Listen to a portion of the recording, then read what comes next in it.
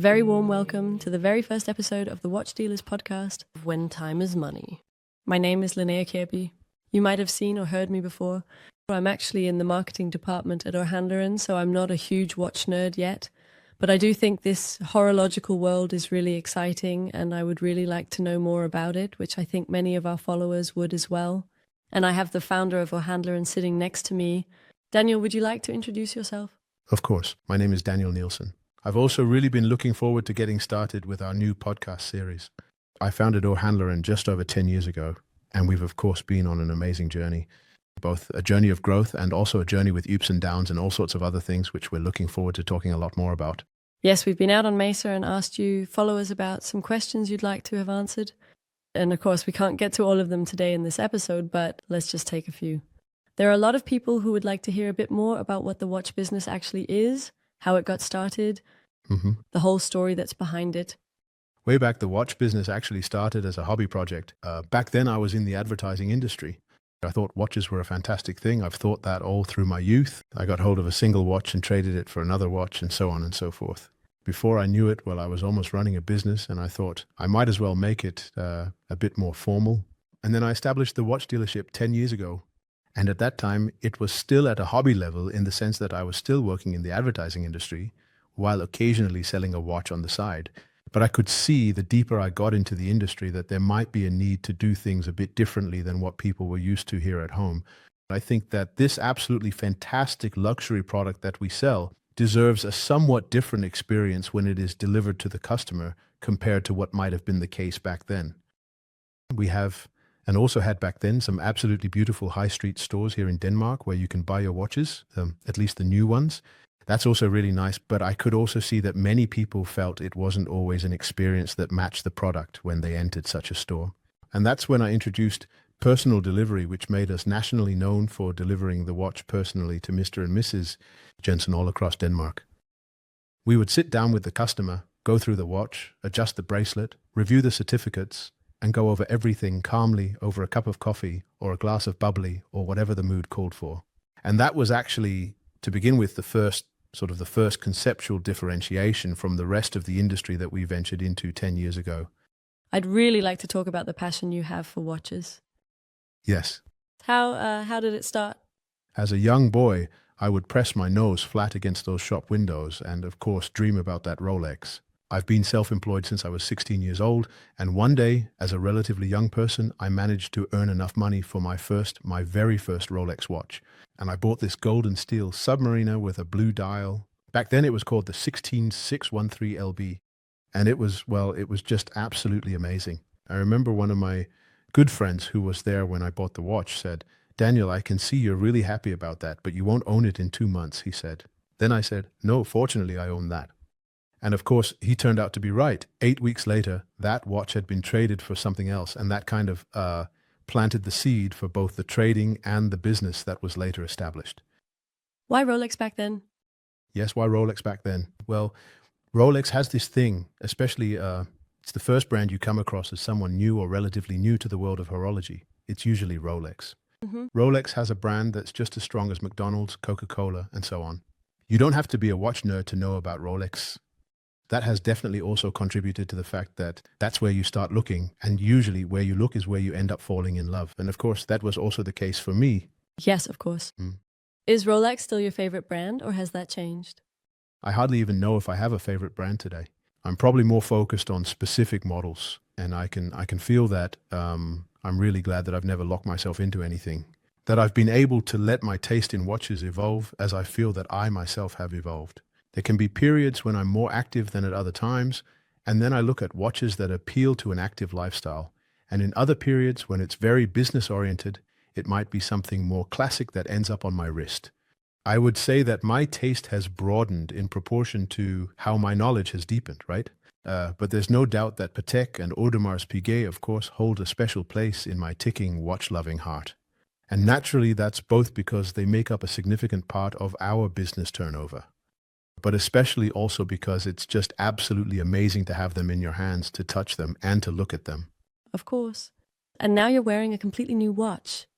Would you like to tell us a bit about it? Yes, absolutely. For today's occasion, I'm wearing Patek Philippe's World Time in platinum, which is truly, truly, truly unique. It's only 39.5 millimeters in diameter, so it's a pretty small, regular-sized dress watch, if you will. Some would say it's an oversized dress watch, but compared to what I've been wearing the past few days, it's a very small watch. Truly, truly exceptional. You really ought to stop by just to have the chance to press this button here, where you switch from one time zone to another. It's just so satisfying the way it just feels and clicks. Besides, the design is, of course, truly exceptional. It's absolutely one of the finest pieces. And it's also one of those Pateks that business-wise we deal with around the list price. So that means actually, if you ask about value for money with a Patek watch, you really get it per se.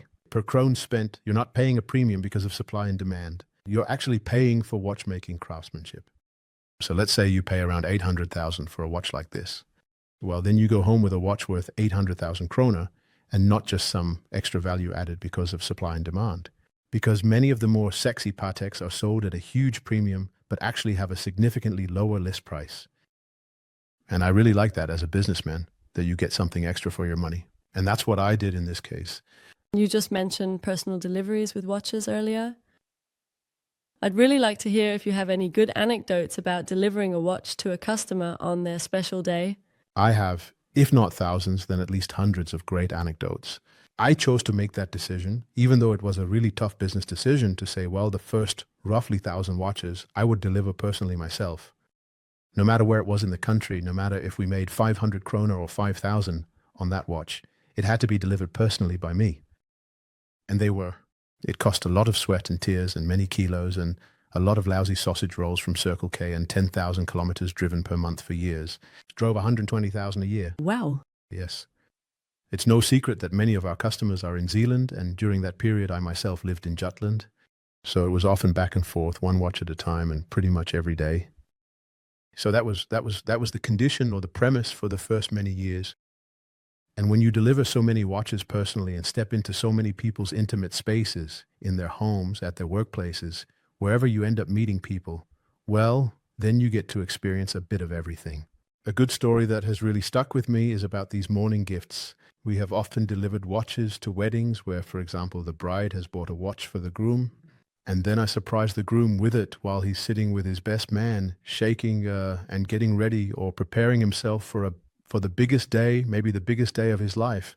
I especially remember one good customer whom I already knew, where his better half surprises him and goes out to get this personal handwritten letter. And of course you show up with it, and then this watch at this hotel where my customer and his best man are having breakfast before the wedding. I'm sitting a couple of tables away and they greet me, and he thinks I'm there by coincidence, that we just happened to meet down there. And then I come over and pull the watch and the letter out of my bag. And we often talk about sentimental value in watches and how important it is to live your life with something that carries its own story. And if anything, you could say that this really did. He was very emotionally affected, both naturally by the beautiful letter from his future wife, and of course also because of the huge statement that was in that watch and the sentimental value that began that day with that very watch. I think at least it's one of the few watches that I won't be putting up for sale ever again. I think it will sit nicely on his wrist for all eternity. So there are a lot of stories like that. But there's no doubt that the agility or the flexibility we have in being able to deliver the watches personally has meant that we've been able to be present on special occasions and in situations where you might not necessarily feel like going down Stroget to pick up your watch, even though that has its own charm too. We have fantastically beautiful Stroget shops here in Denmark. It's also an experience to step into them, and we've even opened one ourselves. But there's no doubt that it's amazing to be able to start out on a completely personal level with a truly personal gift. Yes.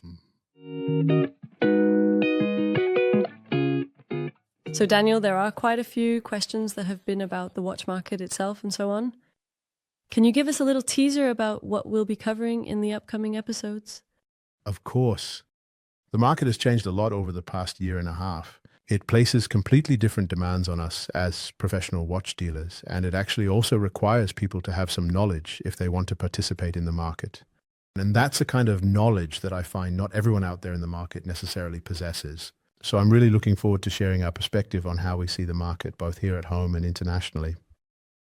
In short, the market experienced a correction last year, perhaps for the first time ever. So this nice graph of value increases took a break and actually did the opposite during part of 22 and part of 23. Of course, that has an impact on how the market is unfolding at the moment. I think it's a super interesting and somewhat longer story, which might actually deserve its own podcast episode. Definitely. And I also think we should talk a bit more about UrHandleren Invest. Of course. And that's actually a direct result of this, since we now have a dedicated investment department. So how do we act in the moment when the market either partially comes to a halt or experiences negative growth? That's something we've been working a lot on over the past year and a half. We're also looking forward to sharing this with both potential new investors and anyone who's interested. Daniel, when you put it like that, it actually sounds a bit negative. Is that also how you see it? On the contrary, I feel that the market is back to where it was just a few years ago, namely where we can trade much more dynamically than we could before. I actually think it's much easier for us to sell 10 Rolex Hulk submariners at 140,000 than it is to sell one at 250,000.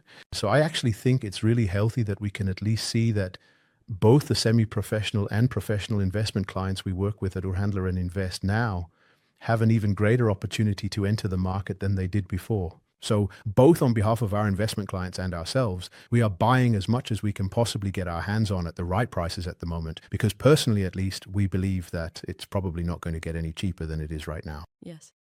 So the combination of there being cheap watches on the market and the customers being back again, that wasn't necessarily the case half a year ago, but it is now. That's our experience. It means that we're actually in a really, really positive place in something that from the outside looks like a somewhat difficult market, but which might actually be more dynamic than it has been in a long time. Yes, but we're happy to hear that. We're very happy to hear that. We're also very happy to be here today compared to where we were half a year ago, because things have definitely been more difficult during that correction, since many of our customers just stopped and needed to sense, well, where is the world heading? And we see that both because of these macroeconomic factors happening out in the wider world and elections in the US, elections all over the planet, that we just have a more positive outlook on the future than we've had before.